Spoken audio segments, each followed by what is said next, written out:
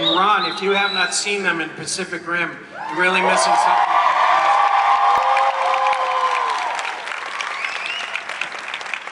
Charlie, now your Jack's character started out with ideals that he got from his father, who was unable to pull them off. And at the start of last season, he was writing letters to his own son, and it almost seemed as though, and then he took the club down a very dark path. Does Jax see himself as repeating the same mistakes that his father made, or does he still see a possible righteous outcome for this adventure in this club? I think he still sees a righteous outcome. I think that he hadn't anticipated quite how difficult it was going to be to lead, partly because of the shit show that he inherited from Clay Morrow. So I think you know, much like you know, many presidents that follow on from their predecessor, it's you know, it's a difficult transition. But I do, you know, I think, you know, Kurt and I talked a little bit about this notion that, you know, absolute power corrupts absolutely, and I think that's the case with Jax. I think he fell into a little bit of the, you know, the trap of becoming powerful and, you know, operating with a little bit too much autonomy and not really listening to his brothers. But you know, I think he's, you know, learning from those mistakes and trying to, you know, mature and find his feet and do things maybe a little bit more democratically this season. He doesn't seem to be quite as militant as he was before about getting out of the drug running business. Is that still a goal, or is it a necessary evil?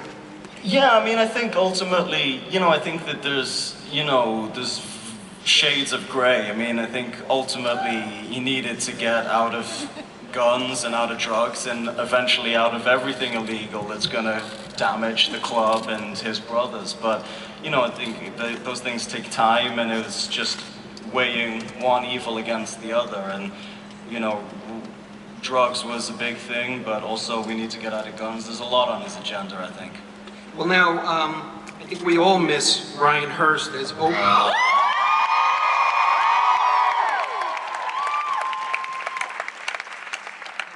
Charlie, can you explain the psychic hole that is in your character?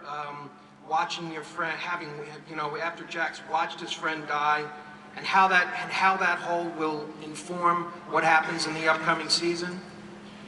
I mean, it's you know, just doing this show has been the greatest creative experience of my life, you know, of my career to date, and that, I think, was the highlight of this experience. It was really, you know, tragic and painful to let go of that character, but it was such a deep creative experience that it was almost worth it for us to be able to share all of that together.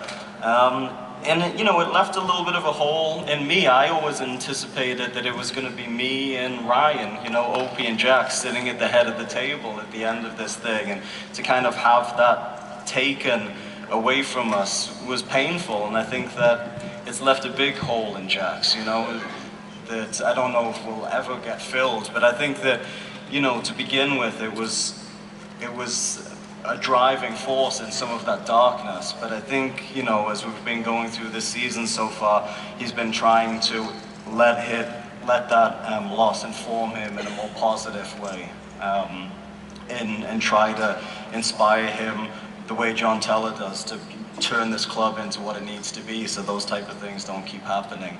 But it was, I mean, it was an amazing experience, and it kind of through going through the loss with Ryan, because Ryan had a really, really hard time saying goodbye to Opie Winston, you know, in the aftermath of the immediate episodes, because we shot that episode and we had a great, incredible, you know, deep experience together. And then we went to work the next day, and all of a sudden he was sitting in his apartment, you know, unemployed and not putting on the cut anymore. And after a little while, as a catharsis, he wrote this beautiful essay called The Last Rites of Opie Winston. And he talked just all about the difficulty of transitioning out of this deep experience for him. And he said, you know, a few beautiful parts of that essay, but he said that every actor carries around a graveyard of characters that they've had to bring to life and then kill. and that's just part of the business, but it kind of, haunts us a little bit. But Opie Winston was the first character that he'd ever played that refused to rest in peace, that he just couldn't kill the son of a bitch. And he said that in an act of desperation, he found himself on Amazon one morning at about 4 o'clock in the morning looking at character development books. And there was 1,000 books on character development, but not a chapter in any of them how to kill the motherfucker when you were done. I just thought it was beautiful, but it gave me a taste of what I knew was on the horizon for all of us, that at some point we're going to have to say goodbye to these characters, and it's going to be really painful. Well said.